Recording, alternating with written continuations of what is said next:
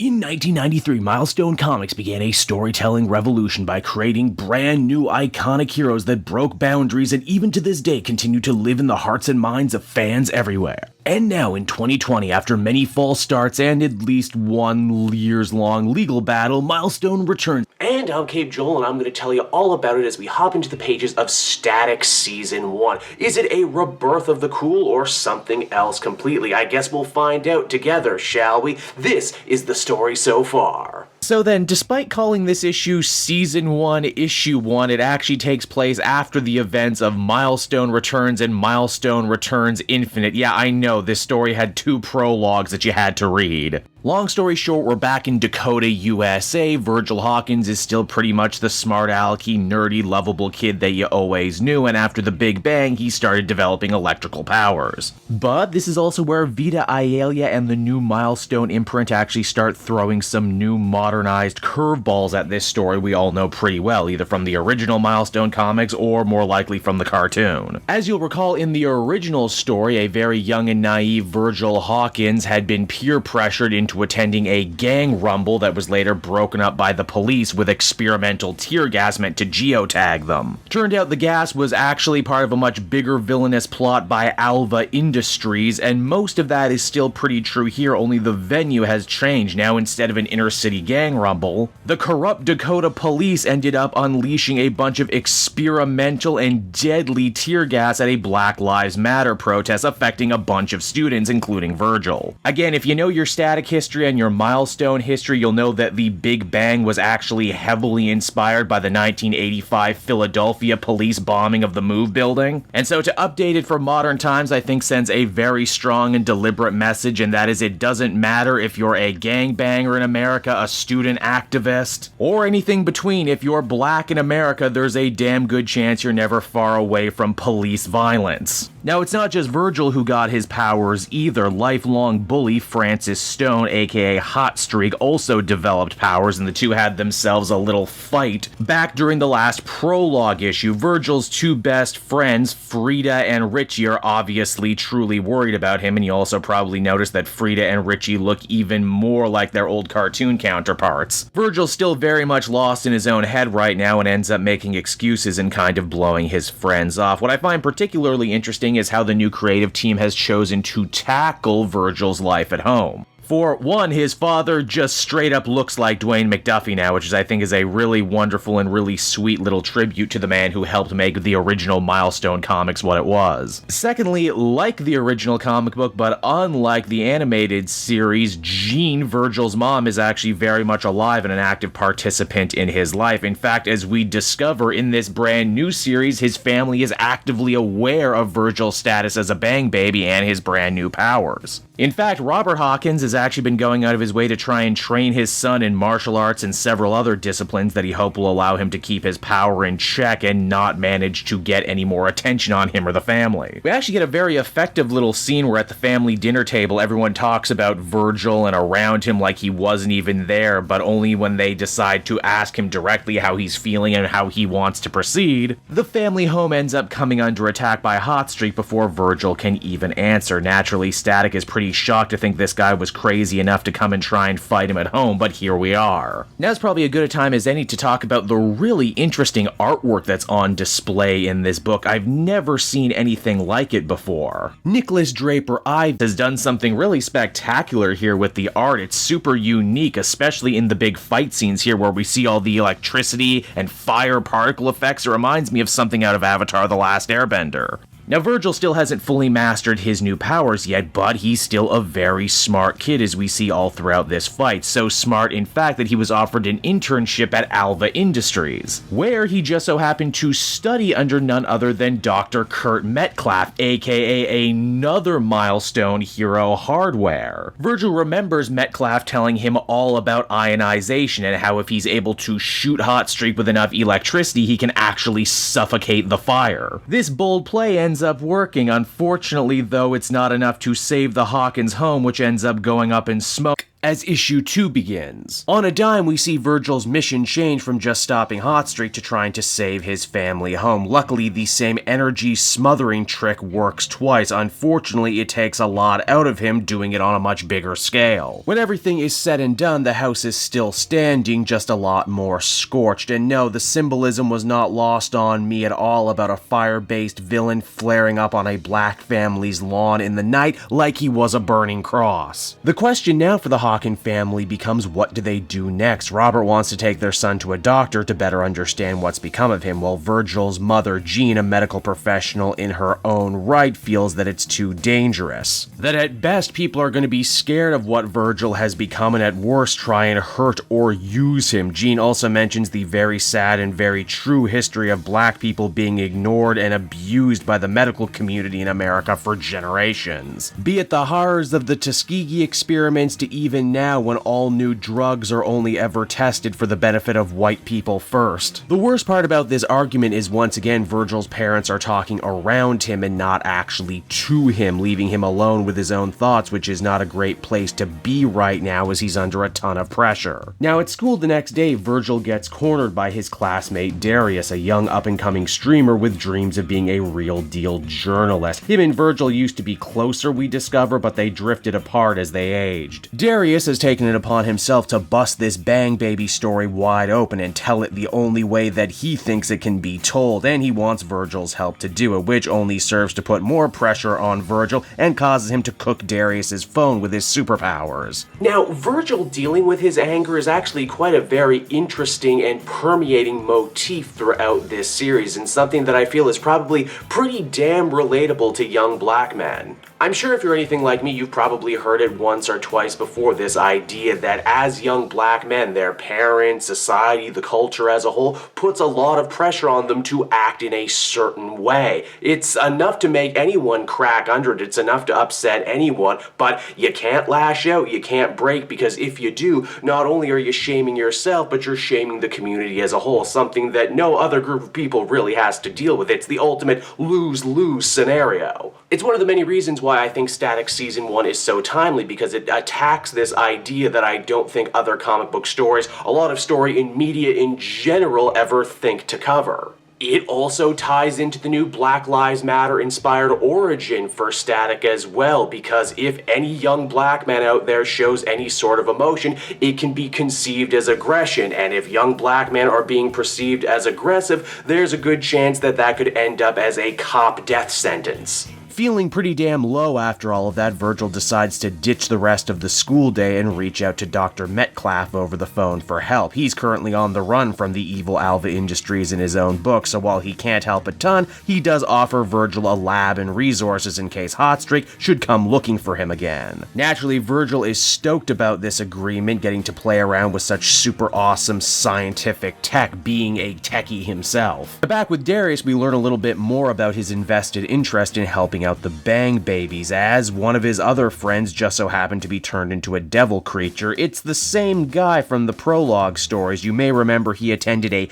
big Bang Baby meeting set up by Holocaust of the Blood Syndicate, yet another fan favorite from the old Milestone stories. Hotstreak was at this meeting too and killed several army guys when they tried to raid the place before eventually getting himself grabbed. Holocaust got away, but more than a few people felt abandoned by him when they needed a leader most.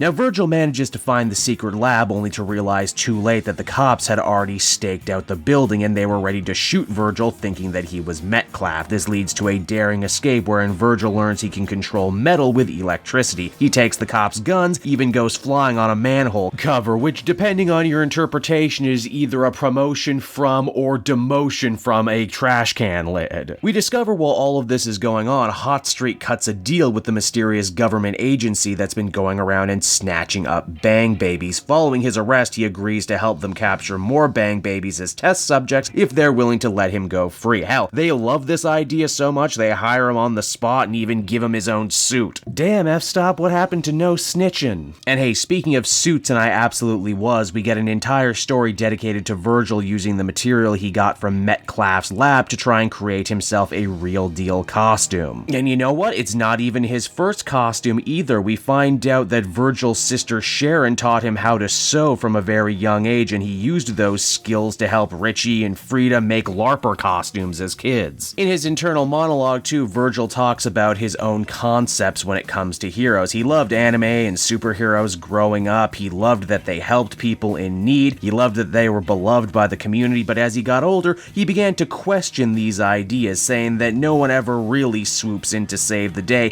and if they do, they're more like his mom and father, the quote-unquote real heroes. But now everything has changed. Virgil has real power, and with it a chance to actually better not only his life, but the lives of those around him too. Virgil has a really great heart-to-heart with his father in this issue that I think a lot of young nerds can relate to. Obviously, Virgil's dad is much more of a hands-on man's man type of guy, where Virgil is more of a nerd, and because of that, he feels he has a hard time relating to his father, but here he actually gets the love and affection that he really needs in this situation, with his dad more or less saying, "I'm glad you are the way you are, and I wouldn't have it any other way." Frida and Richie even come by to help the Hawkins fix up their house. We're also reminded here that much like in the old comics, Frida and Virgil kind of have a will they won't they romance thing going on, and Richie is actually allowed to be an out gay man now, which is something that happened later on in the original Milestone Comics run. It's around this time too another character familiar to Static fans enters the scene, Daisy Watkins. She was a supporting character in the old Milestone stories, and she was also in the cartoon show a lot, but in Static Season 1, she too is actually revealed to be a bang baby who goes to Darius for help. This means when Hotstreak leads a group of shadowy suit types to the school, she along with Virgil and Derek, who you may also remember is sometimes known as Destruct, find themselves in the crosshairs. And when they can't grab Virgil up at the school, the agents, led by a guy named Jones, and let's face it, that's certainly not his name, opt to try and get Virgil at home. This leads to what might very well be my favorite scene of the entire volume. Not only do Robert and Jean, fully knowing their legal rights, stand up for their sons, seeing right through these corrupt G-men, but the entire surrounding neighborhood also get involved too. They saw Virgil use his powers the night before to stick up for them and save their houses from getting burnt down by Hotstreak. They know he's not dangerous, just a sweet kid who put himself in real danger to try and help those around him. Again, this is how the legend of a superhero really begins to grow. This also ties into the much bigger theme of community that we see all throughout these 6 issues, and how a community only really works when we all have each other's backs at all times. Compare and contrast that to Hotstreak and Jones, the villains of this piece, who are all about radical self-interest. Now, another thing Static Season 1 seeks to do is actually upgrade Virgil's powers a little bit. Along with his new gear he got from Metcalf, he also gets some experimental metal, which, with the right application of electricity, Static can turn into armor and even a disc for flying around. Feeling that he finally has everything that he needs and that he's the only one who can actually save these missing bang babies, Virgil heads out into the night, following up on a lead from Darius, only to be stopped by his sister, who gives him his trademark coat to complete his brand new costume. Not only does this new outfit look absolutely sick, but his sister was sure to give him some glucose tablets as well, the idea being that Static draws on the energy from his own body, and that he could hurt himself or even die if he stretches himself too thin. I also really like how this series makes time for Virgil to interact with each member of his family one-on-one, and how they all provide a little something for his superhero work. And speaking of help, Virgil won't have to spring the bang babies on his own. Richie and Frida have decided to tag along. Richie even throws around the idea of code names. He would be Yellow Gear and Frida would be Red Eagle. Ha ha ha.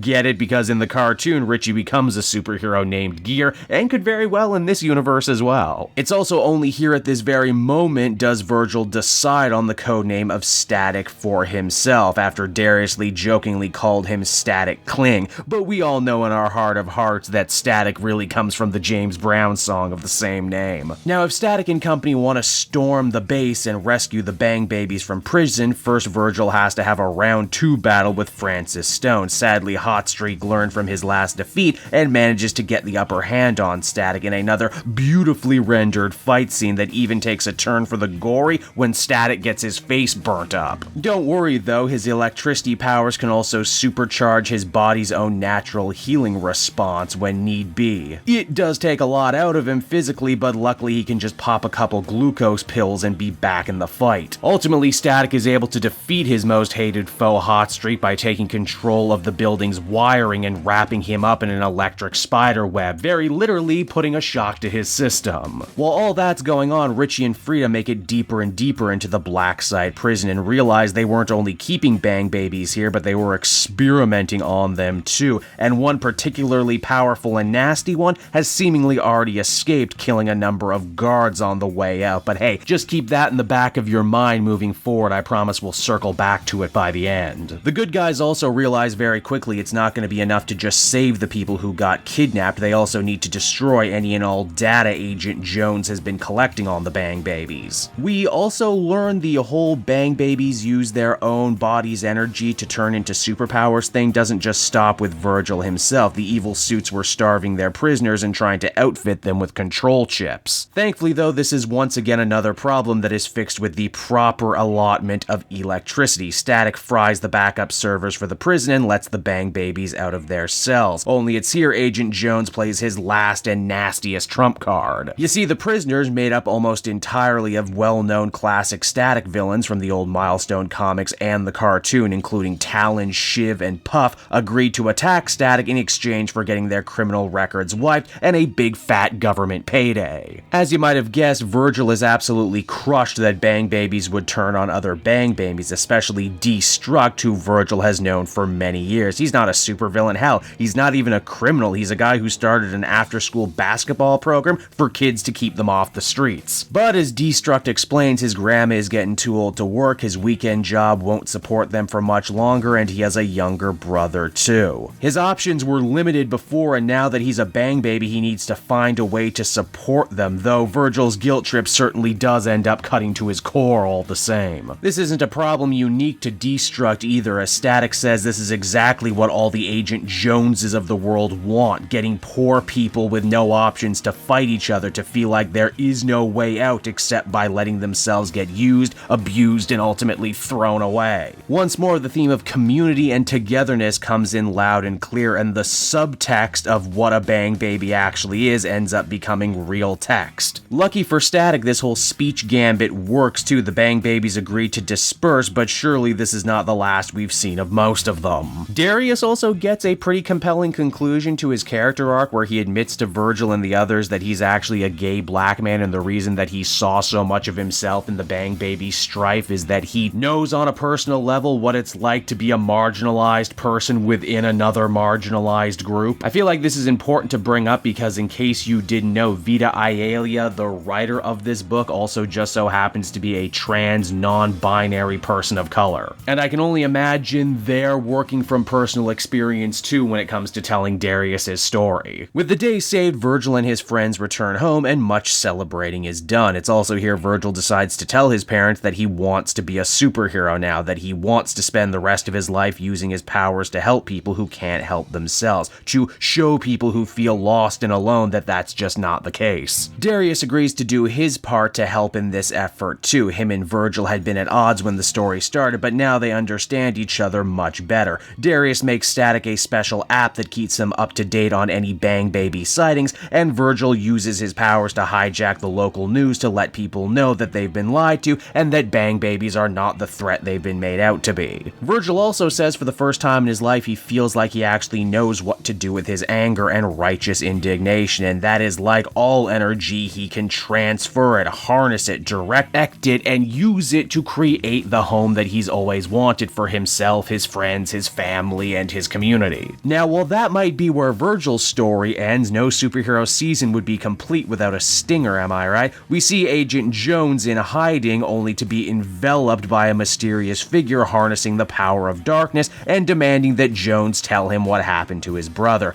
No doubt this is a reference to Ebon, the bang baby who was the original arch nemesis for Static in the cartoon show, as well as a reference to his brother, the enemy turned ally of Static, Rubber Band Man. And so that was Static Season number 1, everybody, a comic series that's been in my to-do pile for a very long time now, and one that really did not disappoint. Vita Ayala and the whole team do a really excellent job in this one, creating a brand new status quo for Static and the Dakota verse that feels familiar, but also new and topical. If I had to compare it to anything, I would say this is the Ultimate Comics take on Static. It's a pretty brave choice, too, to try and evolve the material, because I could see a much lazier version of this whole Milestone relaunch where they just reveled in nostalgia, just did the old comics or even did the old cartoon show again. But here, they're actually trying to make it something new and interesting and fresh, and something that's going to resonate with a lot of young people out there who are hopefully reading this for the first time. I know I'm certainly excited to read Hardware, Icon and Rocket, and the second season of Static. Here's just hoping I don't wait nearly as long to pick those ones